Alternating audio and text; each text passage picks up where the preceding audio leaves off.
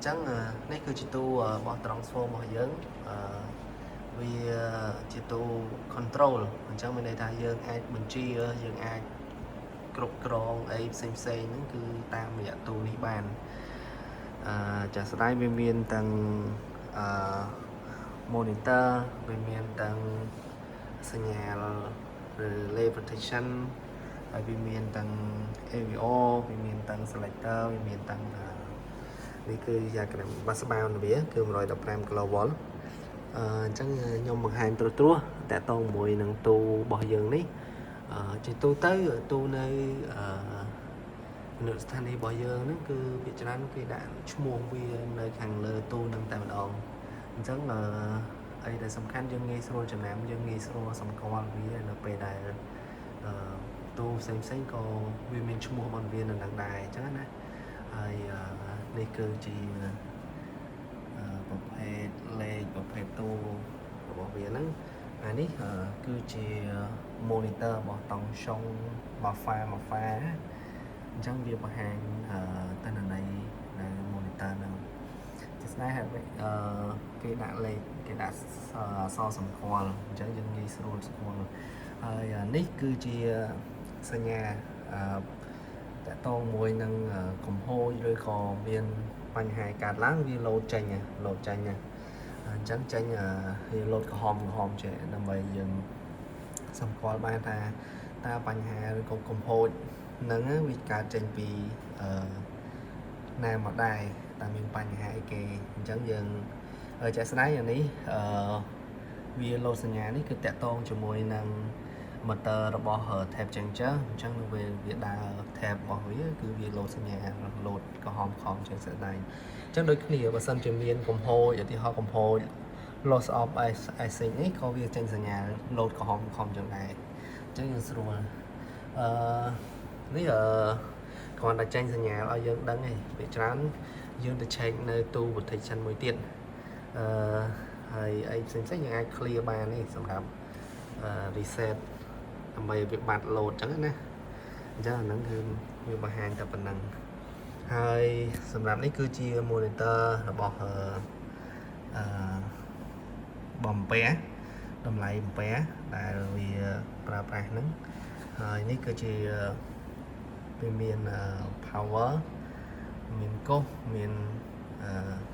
អីផ្សេងបង្ហាញនៅលើហ្នឹងដូចគ្នាអញ្ចឹងណាហើយនេះគឺជា Basma មានន័យថាចក្រានរបស់ Basma របស់យើង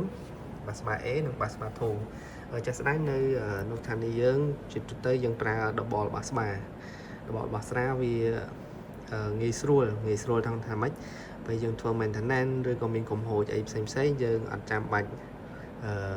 ផ្ដាច់ភ្លើងទាំងស្រុងហ្មងឯងយើងគ្រាន់តែផ្ទេរ Basma ងាយស្រួលក្នុងការជួសជុលងាយស្រួលក្នុងការ maintenance ប្រចាំឆ្នាំអញ្ចឹងណាហើយមួយក្រោមទៀតគឺវាមាន selector សម្រាប់យើង control ផ្ដាច់ភ្ជាប់ជាទូទៅវាមាន DS វាមាន CB ហើយវាក៏មាន ES អញ្ចឹងយើងអាច control យើងអាចផ្ដាច់ភ្ជាប់នៅតាមនៅនឹងបាននេះវាមាន selector បានអញ្ចឹងហើយវាមាន diagram ឲ្យយើងចំណាំយើងមើលទៅយើងអាចយល់បានងាយស្រួលហើយនេះគឺជា AVO នេះវាបង្ហាញឲ្យយើងដឹងពី tab បង្ហាញយើងដឹងតង់សុងថាវាមានតម្លៃប៉ុន្មានអញ្ចឹងណាអញ្ចឹងយើងស្រួលហើយមួយទៀតយើងអាចសេរី tab យើងអាចសេរីតង់សុងនៅលើ AVO នេះបានអញ្ចឹងងាយស្រួលមែនតើហើយមកក្រោមទៀតវាមាន BCU នេះគេហៅថា BCU ដែលយើងអាច control ផ្ដាច់ភ្ជាប់នៅលើ BCU នឹងបានអញ្ចឹងវាមាននិមិត្តសញ្ញាវាមានតម្លៃតង់សុងតម្លៃ power តម្លៃ ampere ឲ្យយើងមើលហើយមាន diagram យើងងាយស្រួលមើលនេះគឺយើងអាច control លើបេតុងនេះបានអញ្ចឹងនេះគេហៅថា BCU ហើយនេះគឺជាដែលយើងអាច control វាមួយបានសម្រាប់ option អីផ្សេងអញ្ចឹងណាអញ្ចឹងមានតែប៉ុណ្្នឹងទេទូ control របស់យើង សម្រាប់ Transvo 115 kV ដែលយើងដាក់នៅនៅស្ថានីយ៍វាមានប៉ុណ្ណឹងសម្រាប់ឲ្យយើងមើលសម្រាប់ឲ្យយើង control បានហើយអញ្ចឹងសម្រាប់បងប្អូនឬក៏អ្នកដែលឆ្លាញ់ចូលចិត្តជំនាញអគ្គិសនីអាចមើលត្រួសពីទិន្នន័យនេះបានអាច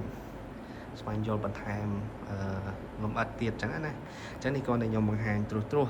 សម្រាប់ឲ្យអ្នកដែលគាត់រៀនជំនាញអគ្គិសនីគាត់អាចបានឃើញនិងបានមើលពីតកតមួយនឹងទូ control របស់ Transvo ហើយហ្នឹងហើយអញ្ចឹងខ្ញុំមានតែប៉ុណ្្នឹងទេសម្រាប់បង្ហាញ